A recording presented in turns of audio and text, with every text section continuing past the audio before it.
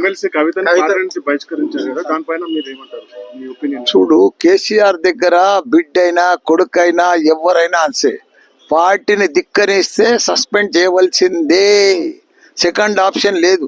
కేసీఆర్ అంటే మీకు తెలియదు, ఆయన ఒక పెద్ద పెద్ద ఇది యుగ పురుషుడు భారతదేశంలోనే. అలాంటి మనిషి బిడ్డే కొడుకు, ఆయనకు ప్రజలు ఇంపార్టెంట్, తెలంగాణ ఇంపార్టెంట్, బిడ్డే కొడుకు కాదు. కాబట్టి ఆయన దేనికైనా తెగిస్తాడు.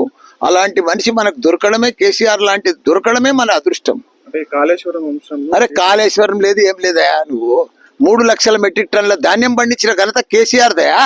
వీళ్ళేంది అంతా 3D సినిమా లెక్క డ్రామాలు ఆడుకుంటా కాళేశ్వరం అని కూలిపోయిందని అదని, ఇదంతా బక్వాసయా. ఏంది అది? కేసీఆర్ అంటే ఓ చరిత్ర, ఒక హిస్టరీ. భారతదేశంలో తెలంగాణలో ఒక ఆదర్శ రాష్ట్రంగా తీసుకుపోయిండు. ప్రపంచం అంతా ఎదురు చూసింది కేటీఆర్ కోసం, కేసీఆర్ కోసం. అలాంటి మనుషులను పట్టుకొని కాళేశ్వరం అని, కేసు అని, సిబిఐ అని, ఏంది అది? అది కరెక్ట్ కాదు. ఇట్లా చేస్తే ఈ సిబిఐలు, ఈ కేసులు ఇవన్నీ కూడా ఆయన అగ్రగణం చేస్తే ఏ సీఎం కూడా పనిచేయలేడు.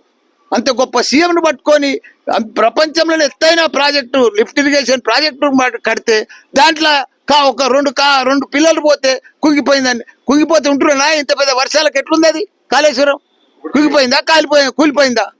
దాన్ని పట్టుకొని కాళేశ్వరం అనుకుంటా దాన్ని రకరకాల ఇబ్బంది పెట్టి ప్రజలకు నీళ్ళు ఇవ్వకుండా, అది చాలా బాధాకరం. కుటుంబంలోనే ఇంత అరే అవుతుందా? ఎవరి కుటుంబంలో ఉంటాయి ప్రాబ్లమ్స్, వస్తాయి. ఏ ప్రాబ్లం ఎల్లరా దేశమంతా వచ్చినాయి. దేశమంతా సస్పెండ్ చేయలేదా? వాళ్ళ బిడ్డలను, వాళ్ళ తమ్ములను, వాళ్ళ కాకాయలను, వాళ్ళ బామ్మర్దులను, దేశం అంతా అయింది. ఇది కొత్తగానా సస్పెండ్ చేసేది? ఎవరైనా పార్టీకి ధిక్కరిస్తే సస్పెండ్ చేస్తారు.